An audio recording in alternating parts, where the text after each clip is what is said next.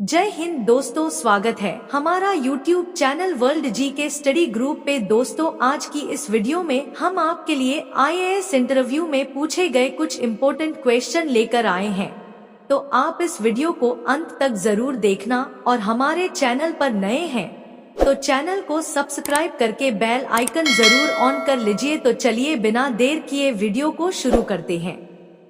Examiner ने candidate से पहला सवाल पूछा, भारत की पहली महिला राष्ट्रपति का नाम क्या है?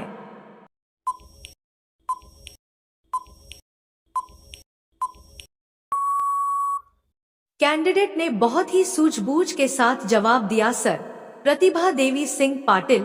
प्रतिभा देवी सिंह पाटिल ने इतिहास रचते हुए 25 जुलाई 2007 को भारत की पहली महिला राष्ट्रपति के रूप में शपथ ली थी। वह वरिष्ठ राजनीतिज्ञ और पेशे से वकील थी, जो भारत की पहली महिला राष्ट्रपति बनी। एग्जामिनर ने कैंडिडेट से अगला सवाल पूछा, भारत रत्न पुरस्कार सबसे पहले कब और किस किस भारतीय को मिला था?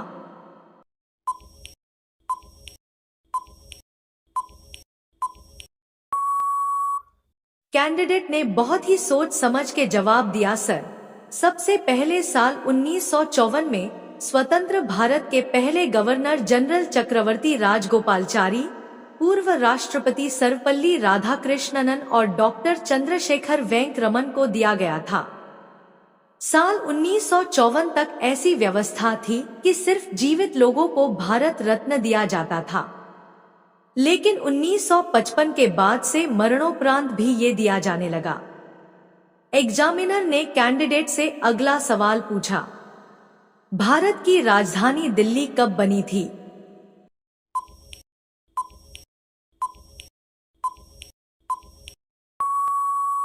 कैंडिडेट ने बहुत ही सोच समझकर जवाब दिया, सर, 12 दिसंबर का दिन इतिहास के पन्नों में एक बड़ी गवाही देता है। दरअसल 12 दिसंबर ही वो तारीख थी जब वर्ष 1911 में भारत की राजधानी कलकत्ता से बदलकर दिल्ली को राजधानी बनाने का फैसला लिया गया। इसके बाद 13 फरवरी 1931 को दिल्ली की ऑफिशियल राजधानी घोषित कर दिया गया। एग्जामिनर ने कैंडिडेट से अगला सवाल पूछा, रेगिस्तान का जहाज किस जानवर को कहा जाता है?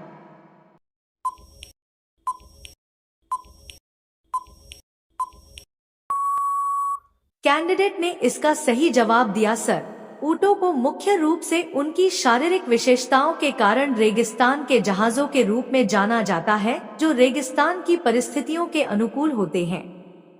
उनके पास बड़े सपाट पैर होते हैं, जो सुरक्षात्मक पैड से ढके होते हैं, जो गर्म रेगिस्तानी रेत में चलने में मदद करते हैं। एग्जामिनर ने कैंडिडेट से अगला सवाल पूछा, भारत के पहले परमाणु रिएक्टर का नाम क्या है? दोस्तों, इस प्रकार के अक्सर माइंड घुमाने वाले सवाल IAS इंटरव्यू में पूछे जाते हैं, तो आप बिल्कुल भी कंफ्यूज ना हो और उसका सही उत्तर ही बताएं।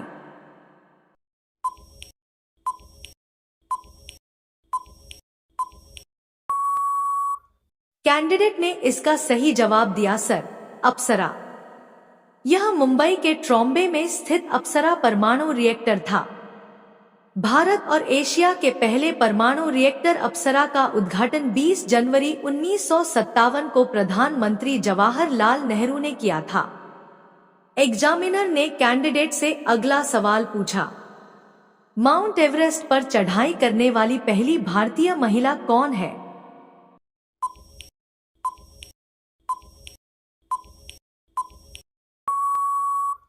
इस सवाल को सुनकर के कैंडिडेट थोड़ी देर सोचने लगा, फिर वह जवाब दिया, सर, बछेंद्री पाल।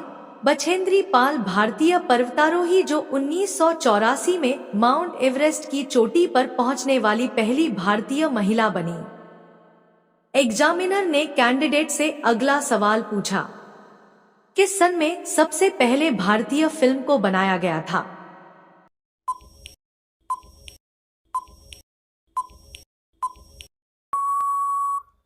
कैंडिडेट ने बहुत ही सूझबूझ के साथ जवाब दिया, सर, भारत में बनी पहली फुल लेंथ फीचर फिल्म है। इसका प्रीमियर 3 मई 1913 को मुंबई के कोरोनेशन सिनेमा में हुआ था।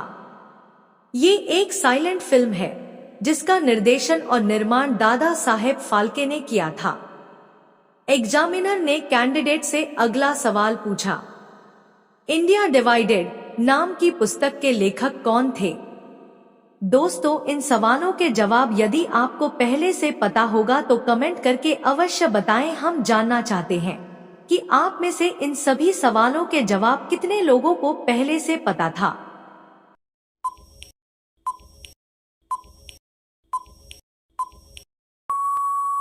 कैंडिडेट ने इसका सही जवाब दिया सर, राजेंद्र प्रसाद स्वतंत्र भारत के पहले राष्ट्रपति थे। वह इंडिया डिवाइडेड पुस्तक के लेखक हैं। एग्जामिनर ने कैंडिडेट से अगला सवाल पूछा, भारतीय अर्थव्यवस्था किस प्रकार की अर्थव्यवस्था का उदाहरण है?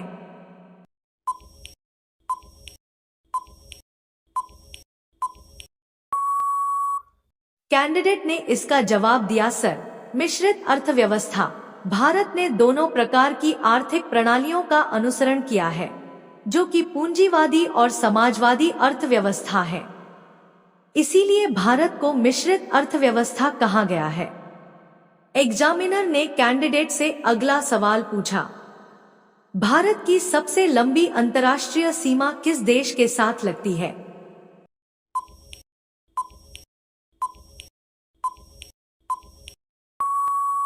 कैंडिडेट ने इसका सही जवाब दिया सर, बांग्लादेश। यह भारत के साथ सबसे लंबी सीमा साझा करता है।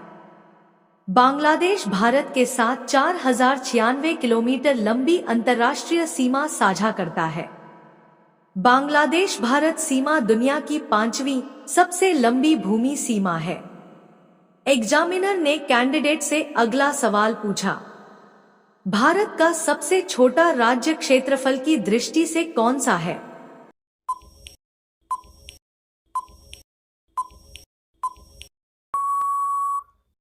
कैंडिडेट ने बहुत ही सोच समझकर जवाब दिया सर, गोवा भारत का सबसे छोटा राज्य भौगोलिक रूप से है। गोवा का कुल भौगोलिक क्षेत्रफल लगभग 3702 वर्ग की 0.0 है।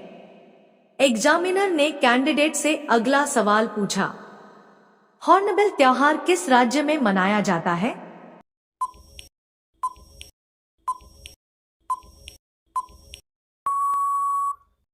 कैंडिडेट ने बहुत ही सूझबूझ के साथ जवाब दिया सर, नागालैंड। हॉर्नबिल फेस्टिवल हर साल 1 से 10 दिसंबर तक नागालैंड, पूर्वोत्तर भारत में आयोजित किया जाता है। इसे त्योहारों का महोत्सव भी कहा जाता है। नागालैंड राज्य कई जनजातियों त्योहारों का घर है। एग्जामिनर ने कैंडिडेट से अगला सवाल पूछा, संस्कृत व्याकरण का जनक किसे कहा जाता है?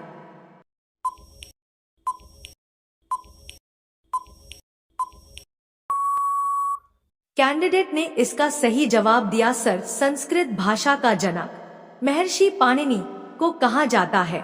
संस्कृत भाषा को व्याकरण सम्मत रूप देने में इनका अहम और अतुलनीय योगदान रहा है। महर्षि पाणिनि के संस्कृत में अतुलनीय योगदान के कारण ही उन्हें संस्कृत के जनक के रूप में भी जाना जाता है।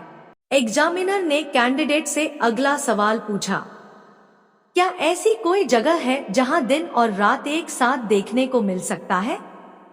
दोस्तों, इस प्रकार के सवाल पूछने के पीछे इंटरव्यू लेने वाले को मकसद यह जानना होता है कि आखिर आप किस तरह से सोचते हैं, आप अचानक इस तरह की स्थिति में क्या प्रक्रिया देते हैं, आप किस तरह से ऐसी स्थिति से बाहर निकलते हैं। वह आपके जवाब के साथ साथ आपका चेहरे का हाव भाव भी देखते हैं। कैंडिडेट ने बहुत ही सूझबूझ के साथ जवाब दिया सर, धरती के झुकाव के कारण आर्कटिक सर्कल के स्थान में ऐसा मुमकिन है जैसे अलास्का, उत्तरी नॉर्वे और आइसलैंड में यहाँ दिन रात एक साथ दिखाई देते हैं। दोस्तों, वीडियो कैसा लगा अपनी राय कमेंट बॉक्स में जरूर दें। मिलते हैं अगले वीडियो में, तब तक के लिए जय हिंद।